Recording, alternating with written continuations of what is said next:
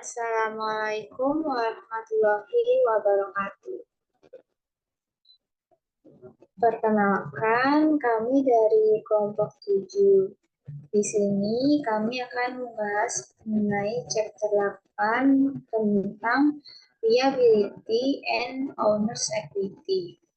Sebelumnya, kami ingin mengucapkan terima kasih kepada Bapak Sparta selaku dosen pengampu kami di mata kuliah teori akuntansi.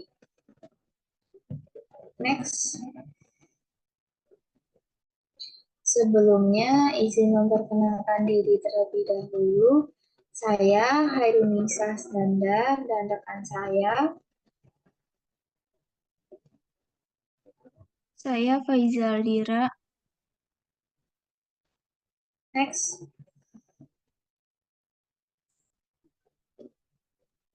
Oke, di sini pertama kita akan membahas mengenai teori kepemilikan dan juga entitas. Teori kepemilikan didasarkan pada gagasan bahwa pemilik adalah pusat perhatian. Jadi akuntansi dilakukan dengan mempertimbangkan kepentingan pemilik. Dan juga teori entitas ini berfokus pada perusahaan sebagai pusat perhatian. Selanjutnya mengenai teori kepemilikan.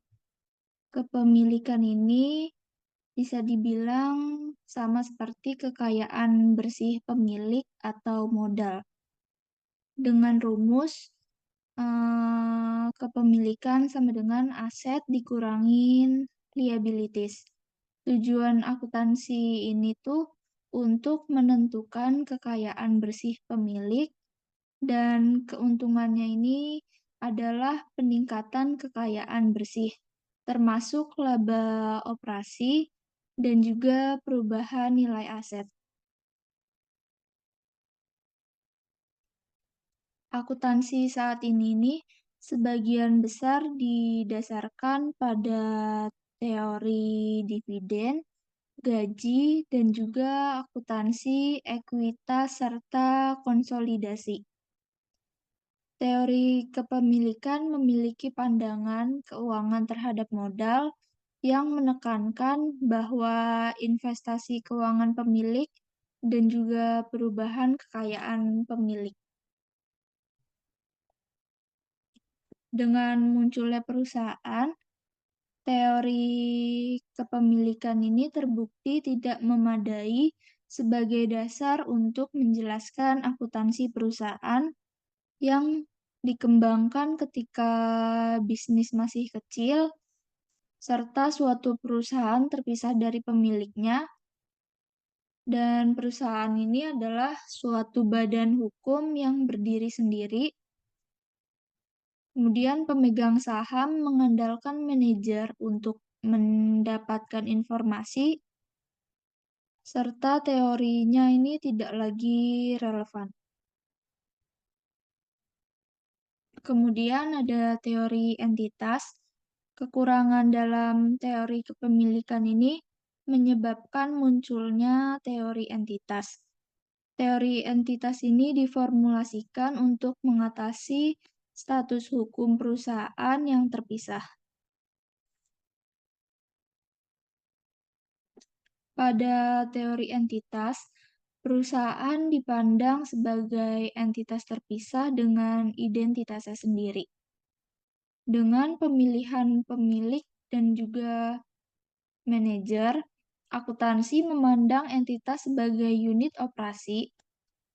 Kemudian prinsip dan prosedur akuntansi ini tidak lagi dirumuskan dalam hal kepentingan pemilik, juga dapat diterapkan pada kepemilikan tunggal, kemitraan, dan organisasi nirlaba. Tujuan teori entitas pada akuntansi ini dapat berupa pengelolaan atau akuntabilitas, di mana entitas yang dianggap menjalankan bisnis untuk dirinya sendiri dan tidak tertarik pada kelangsungan hidupnya sendiri, serta melihat pemilik sebagai orang luar dan melaporkan kepada pemilik untuk memenuhi persyaratan hukum dan juga menjaga hubungan baik dengan mereka. Teori entitas ini berfokus pada aset, di mana aset adalah sumber daya yang dikendalikan oleh entitas, serta kewajiban adalah kewajiban entitas dengan keuntungan meningkatkan aset bersih dan menjadi milik entitas, serta pemilik hanya memiliki klaim residual atas aset bersih entitas. Pada teori entitas, ada teori kepemilikan maupun teori entitas ini masih berpengaruh dalam praktik. Yang pertama, teori entitas. Pada teori akuntansi konvensional, ini didasarkan hal teori entitas dan juga laporan keuangan mencerminkan hal itu. Yang kedua, teori kepemilikan, di mana beban bunga merupakan suatu biaya dan dividen adalah pembagian keuntungan. Selanjutnya ada definisi kewajiban, di mana definisi liabilitas ini menurut kerangka IASB adalah kewajiban entitas saat ini yang timbul dari peristiwa masa lalu yang penyelesaiannya diharapkan akan mengakibatkan arus keluar sumber daya entitas yang mengandung manfaat ekonomi. Selanjutnya ada kewajiban saat ini. Yang pertama itu pengorbanan yang sesungguhnya belum dilakukan. Yang kedua, kewajiban sudah ada. Ketiga, kewajiban yang direncanakan termasuk jika kepada pihak eksternal. Keempat, keberlakuan hukum. Yang kelima, penyelesaian kewajiban dengan berbagai cara. Dan yang terakhir, kewajiban yang adil dan konstruktif. Selanjutnya ada transaksi yang lalu. Transaksi atau peristiwa di masa lalu memastikan bahwa hanya kewajiban saat ini yang dicatat itu bukan kewajiban masa depan. Lalu jenis transaksi atau peristiwa masa lalu apa yang dapat diterima? Jadi yang dapat diterima itu adalah kontrak yang sepenuhnya dapat dilaksanakan. Selanjutnya ada pengakuan kewajiban. Kriteria pengakuan ini ada dua. Yang pertama adalah ketergantungan pada hukum dengan cara penegakan hukum. Yang kedua adalah penentuan substansi ekonomi dari suatu peristiwa dengan kewajiban nyata. Nah, di sini itu terdapat pengakuan kewajiban. Di sini pengakuan kewajiban itu memiliki dua kriteria.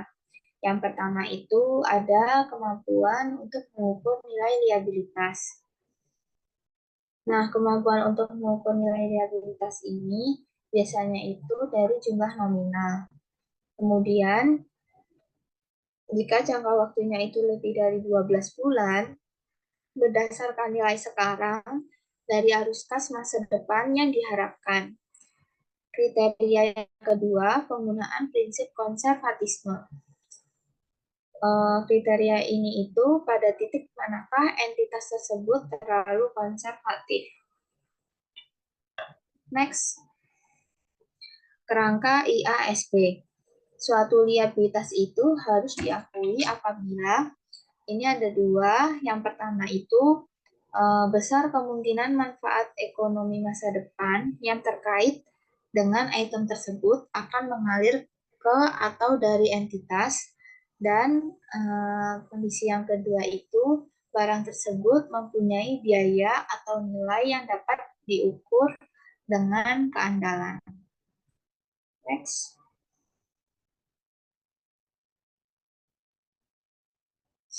Nah, di sini itu terdapat bagaimana sih cara mengukur suatu liabilitas. Yang pertama itu, kerangka ini memberikan sedikit panduan tentang bagaimana cara mengakui suatu kewajiban. Kemudian, sejumlah pengukuran yang berbeda mungkin dapat digunakan. Yang ketiga, berdasarkan IFRS, biaya historis merupakan metode yang paling sering digunakan dalam suatu pengukuran di liabilitas. Dan yang keempat, pengukuran nilai wajar lebih umum digunakan untuk sewa, instrumen keuangan, pembayaran berbasis saham, dan kombinasi bisnis. Di sini terdapat provisi dan kontingensi. Provisi dan kontingensi terjadi ketika terdapat ketidakjelasan antara kewajiban sekarang dan kewajiban di masa depan. Liabilitas dan provisi diakui hanya jika terdapat kewajiban saat ini. Kemungkinan besar terjadi dan dapat diukur secara andal. Dan yang ketiga itu, liabilitas kontingensi tidak memenuhi kriteria ini. Kemudian di slide ini terdapat ekuitas pemilik. Kerangka kerja mendefinisikan bahwa ekuitas sebagai sisa hak atas aset entitas setelah dikurangi menjadi liabilitas. Ekuitas pemilik merupakan kekayaan bersih suatu perusahaan. Tujuan ekuitas sebagai bagian hak milik dalam perusahaan yang harus dilaporkan, sehingga dapat memberikan informasi mengenai sumbernya secara jelas dan disajikan sesuai dengan peraturan perundangan dan akta pendirian yang berlaku. Nah, di sini itu ada fitur penting. Ada hak para pihak, terus ada substansi ekonomi dari pengaturan tersebut. Di sini ada gambarnya, ada rights, interest and settlement participant in profit. Kemudian economic substansinya itu ada risk and return. Kemudian bawahnya rights yang kedua ada use of asset. Di economic substansinya itu kontrol. Nah, di sini juga terdapat konsep modal. Konsep modal ini dipengaruhi oleh ketentuan hukum seperti pemeliharaan modal. Modal finansial seperti menginvestasikan uang atau menginvestasikan daya beli. Sedangkan modal fisik seperti kapasitas produksi entitas. Modal itu dapat diukur berdasarkan skala nominal dolar atau skala daya beli atau real.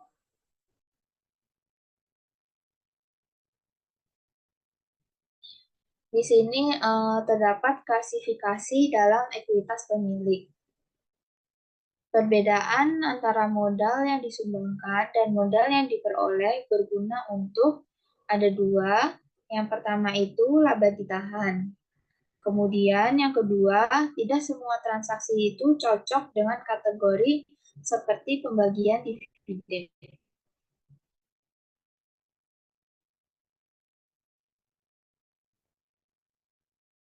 Kemudian di sini terdapat tantangan bagi para penentu standar. IASB mempunyai beberapa proyek yang akan mempengaruhi definisi, pengakuan, dan pengukuran liabilitas, seperti perbedaan utang dengan ekuitas, lunasan hutang, serta saham karyawan seperti pembayaran berbasis saham.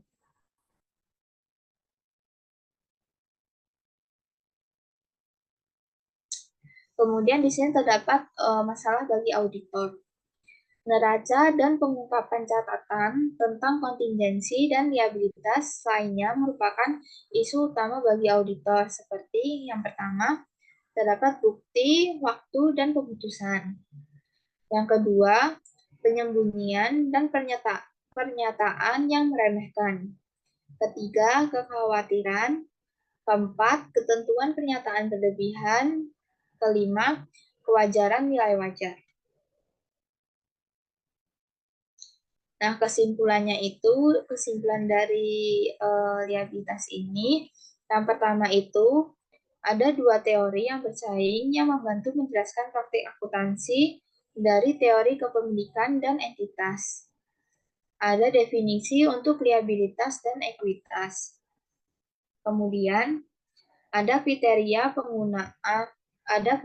pengakuan untuk liabilitas dan ekuitas. Terus ada berbagai praktik pengukuran yang digunakan dalam kaitannya dengan liabilitas dan ekuitas. Dan kesimpulan yang terakhir itu terdapat permasalahan yang menantang bagi penyusun standar dan auditor.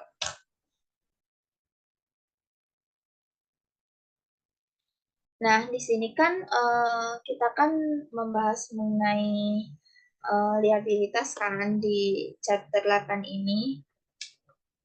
Aku mau tanya,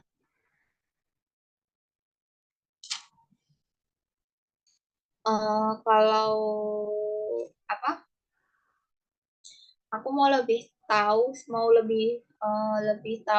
mendalam tentang liabilitas atau kewajiban dalam teori akuntansi sendiri itu seperti apa, dan apa sih sebenarnya yang dimaksud dengan liabilitas ini sendiri. Oke, pertanyaan yang bagus. Aku mau jawab tentang liabilitas ini. Jadi, liabilitas itu adalah kewajiban perusahaan kepada pihak lain yang timbul dari transaksi masa lalu, dan juga dia tuh harus diselesaikan dengan memberikan aset atau jasa di masa depannya. Liabilitas ini tuh mencerminkan hutang yang harus dibayar oleh perusahaan tersebut seperti pinjaman bank, utang dagang, dan juga kewajiban pembayaran pajak. Oh, oke. Berarti liabilitas di teori akuntansi itu eh, lebih ke hutang yang harus dibayarkan oleh perusahaannya. Nah, aku mau tanya nih, berarti kuantitas suatu perusahaan itu selalu berupa hutang uang atau dapat berupa hutang yang lain? Jadi liabilitas itu nggak selalu berupa hutang uang. Jadi selain ada hutang uang ini, bisa juga berupa kewajiban untuk memberikan barang atau jasa di masa depan. Contohnya itu kayak kewajiban perusahaan buat memberikan produk yang sudah dibayar di muka oleh pelanggan, atau biasa yang kita kenal sebagai pendapatan diterima di muka. Jadi selama ada kewajiban buat menyerahkan sesuatu di masa depan itu, kita menganggapnya sebagai kewajiban atau liabilitas. Oh, berarti apa? Liabilitas suatu perusahaan itu nggak cuma berupa hutang uang, berarti ada kayak hutang yang lain ya. Terus di sini aku juga pernah dengar nih tentang istilah kewajiban jangka pendek dan kewajiban jangka panjang. Kira-kira kewajiban jangka pendek sama kewajiban jangka panjang itu ada bedanya nggak sih? Oke, jadi kewajiban jangka pendek dan panjang ini tentunya ada perbedaan ya. Dan perbedaan utama itu ada pada jangka waktu pelunasannya nih. Kalau kewajiban jangka pendek atau biasa kita kenal dengan current liabilities itu kewajiban yang harus dilunasi dalam waktu 1 tahun atau satu siklus operasi perusahaan, seperti utang dagang, utang pajak, atau gaji yang belum dibayar. Sedangkan kewajiban jangka panjang atau yang kita kenal sebagai non-current liabilities itu kewajiban yang jatuh temponya tuh lebih dari 1 tahun, seperti pinjaman bank jangka panjang atau obligasi yang diterbitkan oleh perusahaan.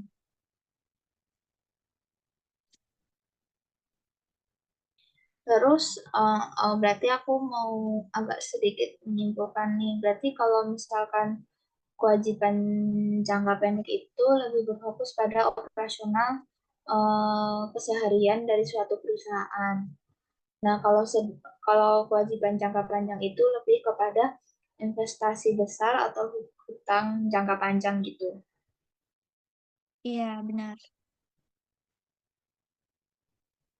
Terus aku mau tanya lagi nih, hmm, kalau misalkan tadi kan di sini kan di chapter 8 kan kita membahas tentang liability sama owner's equity ya. Nah, tadi liability aku udah sedikit lebih paham nih mengenai liabilitas di teori akuntansi. Nah, aku mau tanya kalau misalkan ekuitas itu di teori akuntansi gimana? Soalnya aku masih agak bingung nih tentang konsep owner's equity ini di mata kuliah teori akuntansi. Oke, aku mau jawab. Kalau misalnya owner's equity ini, dia itu bagian dari aset perusahaan yang menjadi hak pemilik setelah semua kewajiban itu udah dilunasi. Jadi ini tuh ada nilai residu yang tersisa setelah kita kurangin semua kewajiban dari asetnya. Secara sederhananya itu, ekuitas merupakan klaim pemilik terhadap aset perusahaan jika kita menjumlahkan semua aset dan juga mengurangi kewajiban. Jadi itu adalah sisanya yang disebut sama ekuitas.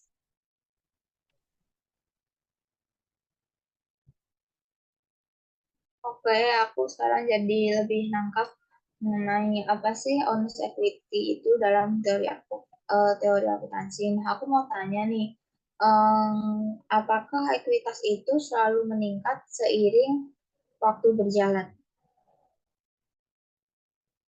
Oh, enggak. Kalau misalnya owners ekuitas tuh enggak selalu meningkat seiring waktu karena ekuitas ini bisa meningkat jika perusahaan tuh memperoleh laba atau jika pemiliknya menambah modal. Tapi ekuitas ini juga bisa menurun jika perusahaan mengalami kerugian atau jika pemilik mengambil sebagian dari ekuitas dalam bentuk dividen atau penarikan modal.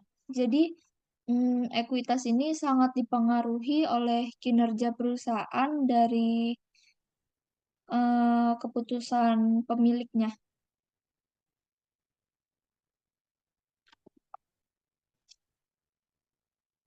Oke, aku sedikit paham.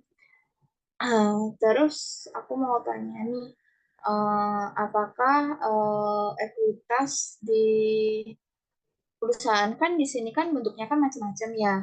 Nah, aku mau tanya kalau apakah ekuitas di perusahaan perseorangan dan perusahaan terbatas itu sama atau berbeda gitu. Oke, jadi untuk konsep dasarnya itu sebenarnya sama, tapi ada sedikit perbedaan nih dalam istilah maupun strukturnya. Kalau dalam perusahaan perseorangan, kita tuh biasanya nyebutnya kan sebagai owners equity kan. Karena biasanya tuh hanya ada satu pemilik. Tapi di perusahaan terbatas atau yang biasa kita kenal dengan PT itu, ekuitas terdiri dari beberapa komponen nih, kayak modal saham, laba ditahan, dan juga cadangan lainnya. Jadi meskipun secara konsep sama, struktur ekuitas di perusahaan seperti PT bisa lebih kompleks daripada perusahaan yang perseorangan. Oh, oke. Berarti kalau misalkan konsep dasarnya itu sama. Cuma kalau misalkan yang apa perusahaan terbatas itu apa lebih memiliki beberapa komponen. Itu kan Iya, benar. Jadi, terus. eh, selain itu, ekuitas perusahaan besar ekuitas tuh kan bisa lebih banyak elemen kan.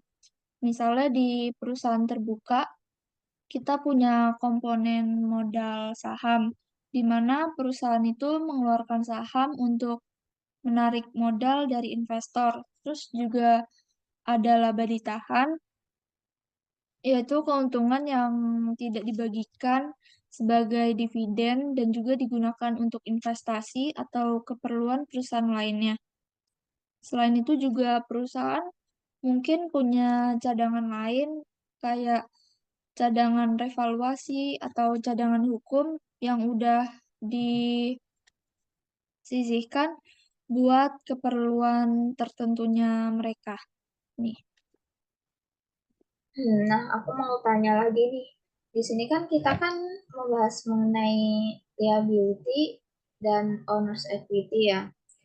Berarti kan secara nggak langsung dua komponen itu kan ada kaitannya nih, ada hubungannya.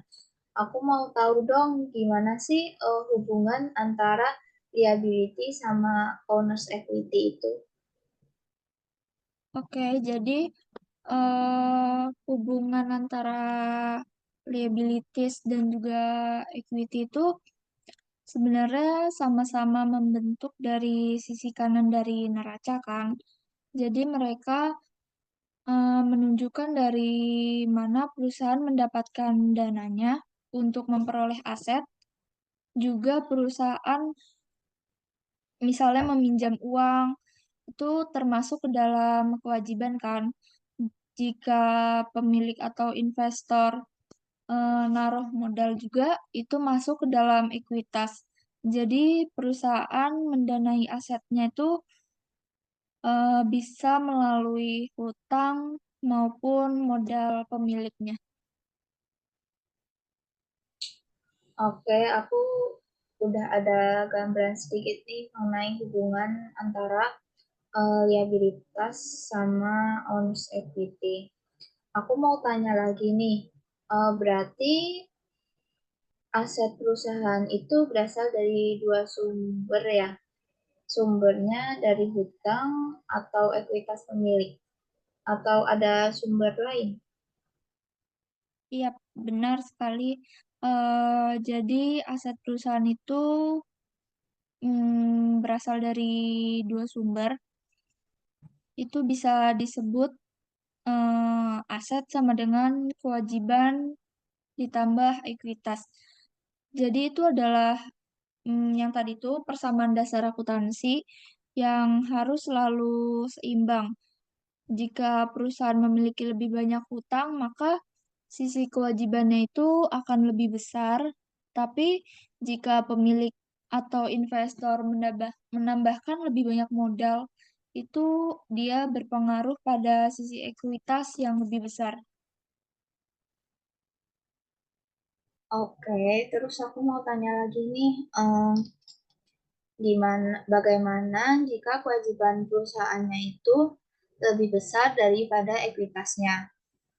Apakah hal itu merupakan suatu masalah bagi perusahaan atau aman-aman aja? Sebenarnya nggak selalu menjadi masalah bagi perusahaan sih, tapi itu juga bisa jadi sinyal peringatan sebuah perusahaan kalau kewajiban perusahaan ini jauh lebih besar daripada ekuitasnya. Berarti kan, kalau misalnya utangnya lebih besar dari modal, maka perusahaan itu lebih banyak dibiayai oleh utang daripada modal pemilik kan. Ini juga bisa ningkatin resiko keuangan ke keuangan perusahaan mereka, karena harus membayar bunga atau kewajiban lainnya. Namun, di beberapa industri ini, kalau punya hutang besar itu, dia menganggapnya itu hal yang wajar, terutama, jika perusahaan itu memanfaatkannya untuk pertumbuhan. Tapi kita juga harus berhati-hati, karena jika beban hutang terlalu besar, itu bisa berdampak buruk pada likuiditas dan juga solvabilitas perusahaan nih. Oke, terus di sini kan kita bahas mengenai liabilitas. Pastinya ada dong kayak sesuatu untuk mengukur suatu apa menilai keseimbangan antara kewajiban dan ekuitas. Ada nggak sih rasio yang dipakai untuk menilai keseimbangan antara kewajiban dan ekuitas itu sendiri?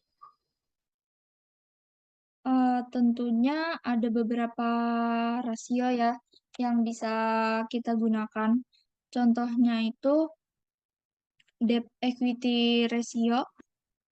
Dia tuh menunjukkan perbandingan antara total hutang perusahaan dengan ekuitas pemilik.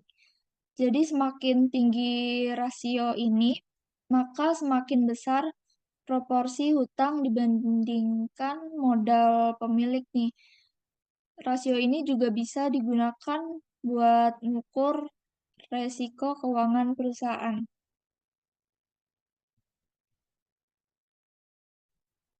Oke, terus aku mau tanya lagi nih. Tadi kan aku dengar ya ada rasio debt to equity ratio. Nah, debt to equity ratio ini itu bisa digunakan untuk menilai kesehatan perusahaan nggak sih?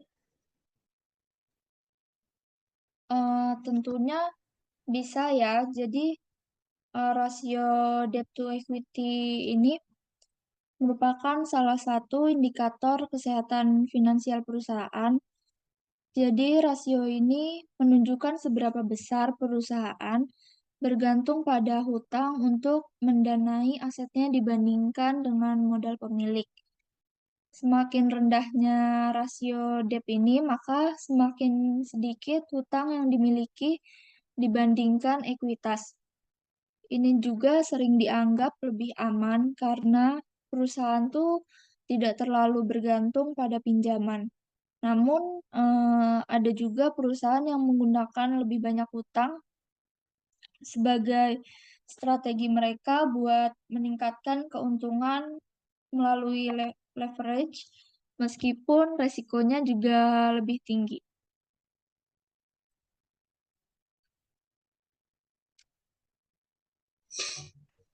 Terus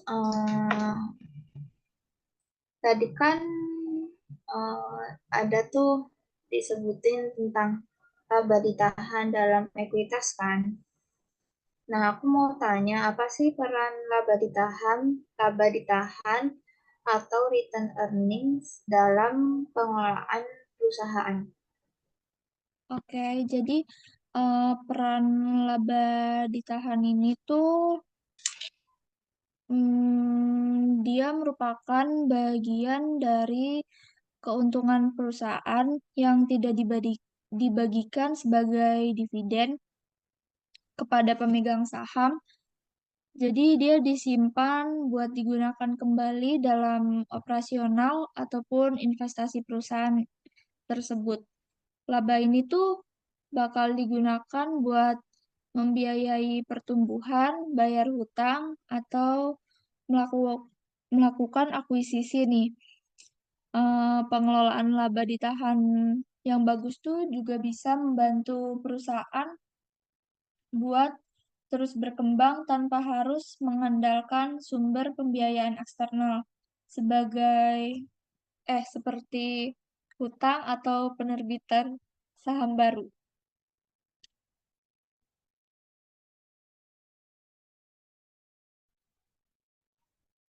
Terus, berarti kalau misalkan laba yang ditahan itu semakin besar, berarti perusahaan itu semakin baik. Sebenarnya nggak selalu kayak gitu sih. Emang kalau misalnya laba ditahan yang besar tuh bisa menjadi indikator positif bagi perusahaannya karena menghasilkan laba yang konsisten dan juga bijaksana dalam pengelolaannya. Tapi kalau misalnya laba ditahan terlalu besar dan nggak dimanfaatin secara efektif tuh bisa menimbulkan pertanyaan di antara pemegang saham perusahaan tersebut. Jadi mereka mungkin ingin agar sebagian laba tersebut tuh dibagikan sebagai dividennya. Jadi ada keseimbangan antara mempertahankan laba untuk pertumbuhan perusahaan dan juga memberikan imbal hasil kepada pemegang saham.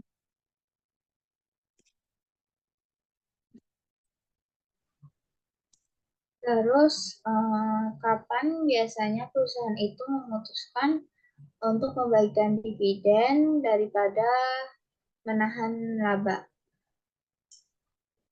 Oke, biasanya tuh keputusan pembagian dividen ini bergantung pada strategi perusahaan dan juga situasi keuangan perusahaan pada saat itu. Jika perusahaan merasa mereka punya peluang investasi yang baik buat masa depan, mungkin mereka punya opini buat menahan lebih banyak laba dan menginvestasikannya kembali ke dalam bisnis mereka.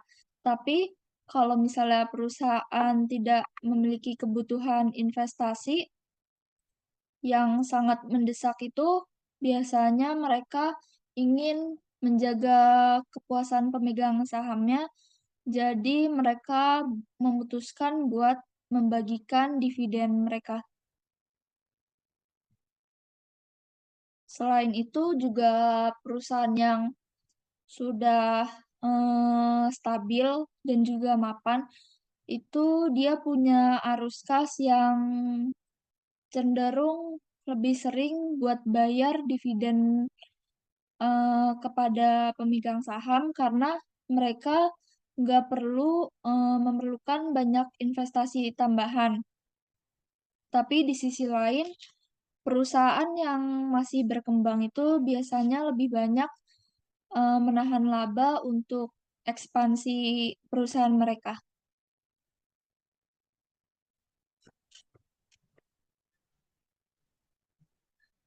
Oh, berarti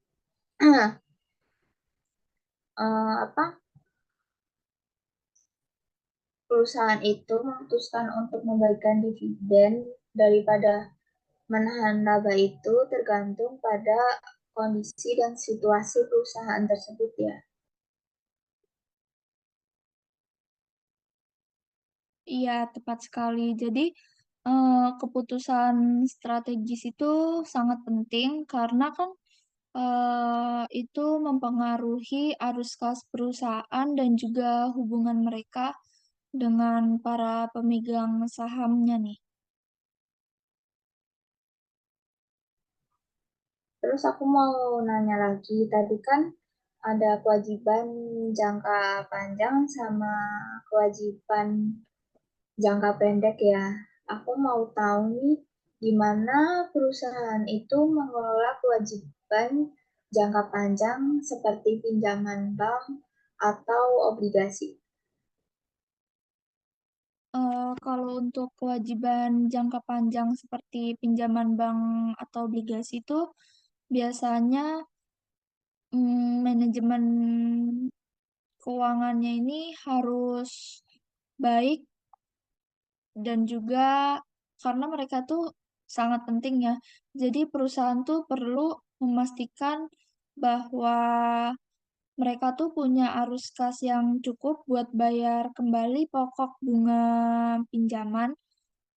Jadi biasanya perusahaan tuh bakal mengatur jadwal pembayaran mereka secara teratur dan mencoba menjaga rasio hutang terhadap ekuitas dalam batas yang wajar biar tidak terlalu beresiko kepada perusahaan mereka.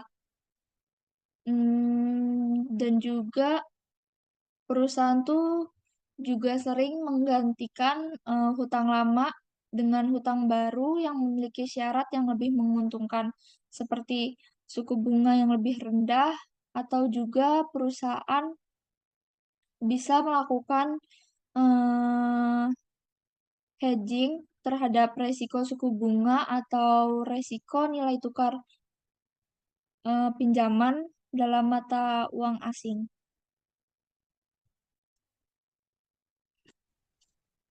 Berarti kewajiban jangka panjang ini bisa mempengaruhi nilai saham perusahaan. Iya, jadi, jumlah kewajiban jangka panjang yang tinggi itu bisa dilihat sebagai resiko buat para investornya, karena perusahaan ini harus melunasi hutang tersebut di masa depan, yang bisa mempengaruhi kemampuan perusahaan buat bagiin dividen atau menghasilkan laba. Jika investor mereka, terlalu banyak hutang, mungkin mereka menilai saham perusahaannya ini, sangat beresiko tinggi ya, jadi bisa menurunkan harga saham. Namun, eee, kewajiban jangka panjang ini jika digunakan dengan bijak buat investasi yang produktif seperti ekspansi bisnis, itu bisa memberikan manfaat jangka panjang yang meningkatkan nilai saham seiring waktu.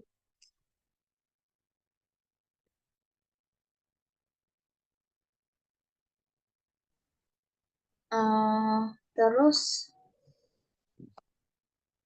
bagaimana dengan perusahaan yang tidak memiliki kewajiban? Apakah perusahaan itu dinyatakan sebagai perusahaan baik atau tidak? Sebenarnya perusahaan tanpa kewajiban itu mungkin dianggap sebagai perusahaan yang sangat konservatif dan aman, terutama dalam hal resiko kebangkrutan. Tapi itu juga bisa berarti perusahaan tidak memanfaatkan potensi leverage yang bisa membantu perusahaan mereka tuh tumbuh lebih cepat dengan menggunakan hutang buat membiayai ekspansi perusahaan mereka. Jadi perusahaan nggak menggunakan hutang sama sekali, mungkin mereka bakal kehilangan peluang buat mempercepat pertumbuhan atau meningkatkan profitabilitas perusahaan mereka. Jadi, kalau misalnya nggak punya kewajiban itu tidak selalu berarti baik. Yang penting itu seberapa bijak perusahaan menggunakan hutang untuk mendukung strategi pertumbuhan tanpa mengambil resiko yang berlebihan.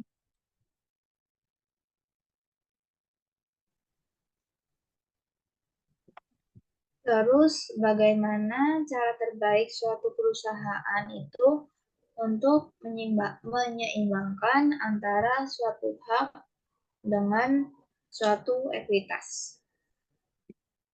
Oke, itu sebenarnya tergantung pada banyak faktor, kayak faktor industri, fase pertumbuhan perusahaan, kemudian strategi manajemen. Jadi ada beberapa prinsip umum seperti memastikan bahwa perusahaan memiliki rasio hutang yang sehat dan menjaga kemampuan membayar hutang dengan menjaga kemampuan tersebut tuh sangat penting buat mempertimbangkan biaya modal, yaitu membandingkan biaya pendanaan dari hutang dengan biaya pendanaan dari ekuitas. Secara umum juga hutang lebih murah daripada ekuitas karena bunga pinjaman bisa dikurangkan dari pajak, namun terlalu banyak hutang dapat meningkatkan resiko kebangkrutan jika perusahaan tidak mampu membayar kewajibannya. Oleh karena itu, perusahaan harus mencari keseimbangan yang tepat antara hutang dan juga ekuitas untuk memaksimalkan nilai perusahaan sambil mengelola resiko perusahaan mereka. Nah, tadi kan disebutkan tuh resiko perusahaan kan. Aku mau tanya, apakah semua kewajiban itu memiliki tingkat resiko yang sama? Jadi nggak semua kewajiban itu punya tingkat resiko yang sama, karena tingkat resiko itu berbeda tergantung pada jenis kewajibannya. Misalnya hutang dagang atau kewajiban jangka pendek lainnya tuh mungkin dianggap kurang beresiko dibandingkan kewajiban jangka panjang seperti obligasi atau pinjaman besar karena waktu pembayarannya itu lebih singkat dan biasanya terkait dengan operasional sehari-hari. Kewajiban dengan suku bunga yang mengambang tuh mungkin lebih beresiko karena biasanya berubah-ubah tergantung pada kondisi pasar. Demikian pula, kewajiban dalam mata uang asing dapat membawa resiko nilai tukar jika perusahaan tidak melakukan lindung nilai terhadap fluktuasi kurs. Terus, eh, bagaimana perusahaan itu melaporkan suatu kewajiban dan ekuitas dalam laporan keuangan perusahaan?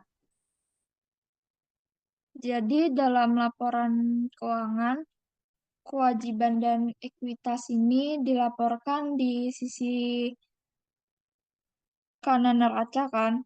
Kewajiban dibagi menjadi dua bagian, kewajiban jangka pendek dan juga kewajiban jangka panjang. Di bawah kewajiban kita juga bisa menemukan kewajiban seperti utang dagang, utang pajak, pinjaman, obligasi, dan juga pendapatan diterima di muka. Sedangkan di bagian ekuitas, kita bisa melihat komponen seperti modal saham, laba ditahan, dan juga cadangan lainnya. Jumlah total ekuitas ini menunjukkan klaim pemilik atau investor terhadap aset perusahaan setelah dikurangi kewajiban. Keduanya, yaitu kewajiban dan ekuitas ini sama-sama harus seimbang dengan total aset. Semua sesuai dengan prinsip dasar persamaan akuntansi yaitu aset sama dengan kewajiban ditambah ekuitas.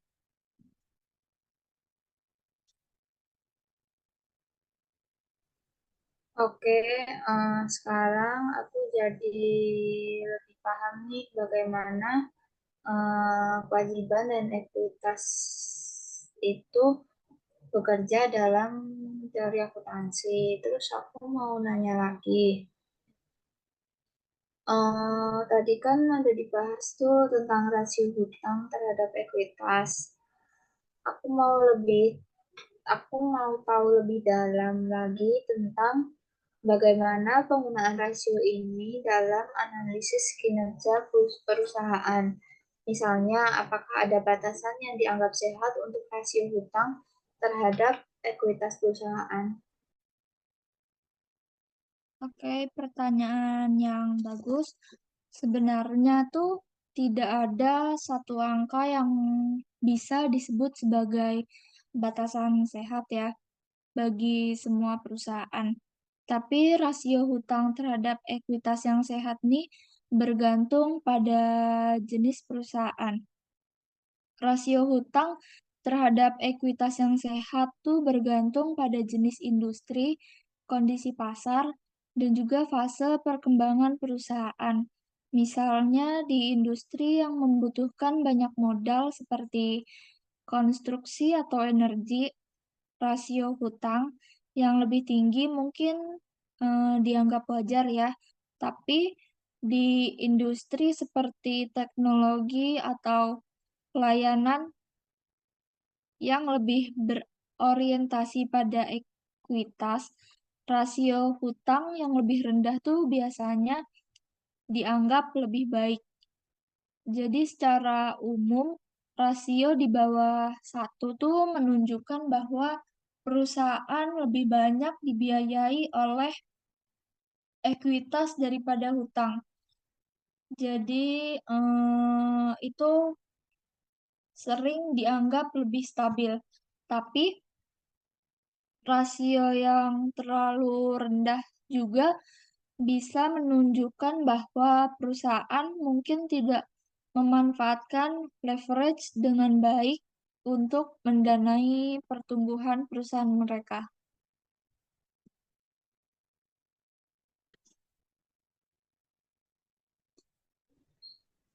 Jadi, perusahaan yang memiliki rasio hutang tinggi itu tidak selalu dalam posisi beresiko ya. Iya, jadi nggak semua utang itu buruk. Utang yang digunakan buat meningkatkan produktivitas atau memperluas bisnis mereka tuh bisa memberikan keuntungan jangka panjang kalau perusahaan bisa menghasilkan arus kas yang cukup buat melunasi utang mereka. Tantangannya itu menjaga keseimbangan antara manfaat dari hutang dan juga resiko yang ada, seperti beban bunga dan juga resiko gagal bayar. Sebagai tambahan, rasio hutang tinggi tuh biasanya disertai oleh pertimbangan lain seperti kemampuan perusahaan buat membayar bunga hutangnya dan juga cash flow yang dihasilkan. Jika perusahaan yang memiliki arus kas yang kuat dan pendapatan yang stabil, investor mungkin nggak akan khawatir dengan rasio hutang yang tinggi.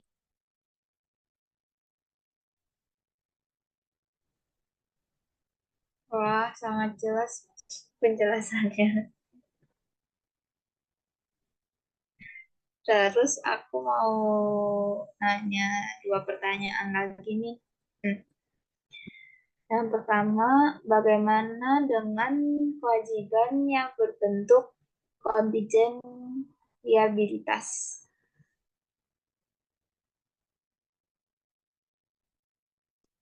Oke, jadi kewajiban kontingensi adalah kewajiban yang sifatnya bergantung pada peristiwa di masa depan yang belum pasti terjadinya. Misalnya, sebuah perusahaan nih sedang menghadapi gugatan hukum.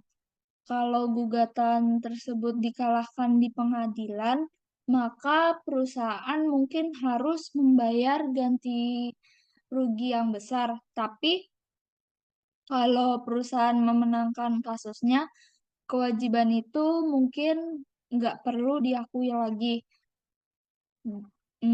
Kewajiban kontingensi ini tidak langsung tercantum dalam neraca perusahaan, tapi biasanya dicatat dalam catatan kaki laporan keuangan oleh akuntan yang hanya mengakui kewajiban kontingensi ini jika peristiwa tersebut sangat mungkin terjadi dan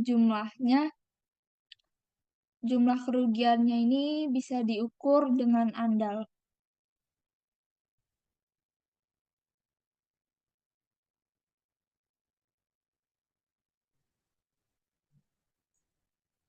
Oke, terus terakhir aku mau nanya.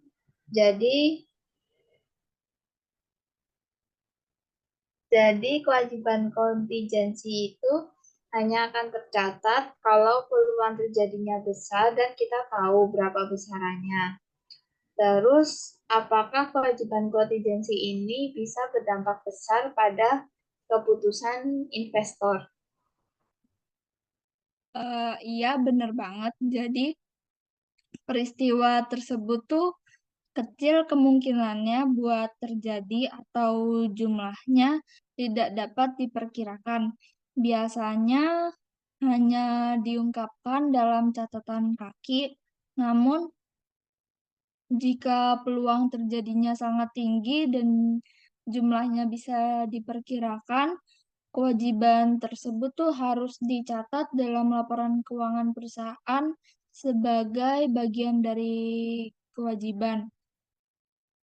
Dan kewajiban kontingensi ini bisa berdampak besar pada keputusan investor karena investor selalu memperhatikan resiko yang tersembunyi dalam perusahaan dan kewajiban kontingensi ini adalah salah satu hal yang mereka evaluasi. Jika ada kewajiban kontingensi yang signifikan seperti resiko gugatan besar atau komitmen jangka panjang lainnya, investor mungkin menilai perusahaan tersebut lebih beresiko. Oleh karena itu, keterbukaan dalam mengungkapkan kewajiban kontingensi sangat penting untuk menjaga kepercayaan investor. Oke, pertanyaan dari aku udah cukup. Berarti di